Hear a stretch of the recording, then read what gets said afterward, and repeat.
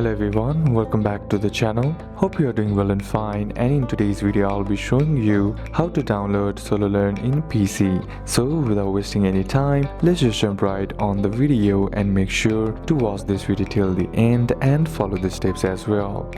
As of now, SoloLearn does not offer a dedicated desktop application for Windows or Mac OS. However, you can access SoloLearn on your PC through the web browser. So to do it, head over and open up your browser. Then on the search bar, simply type in sololearn.com, and then once you're inside here, what you need to do is just simply log in with your account. Then once logged into your account, what you can do is this allows you to log in and continue your coding lessons seamlessly. However, please note that some features such as community discussions and coding challenges might be limited compared to the mobile app experience. So these are a couple of steps that you can apply, and that's it for today's video guys. Hope this video was useful to you. Leave a like if it did, comment down any questions that you have, and see you soon on the next one.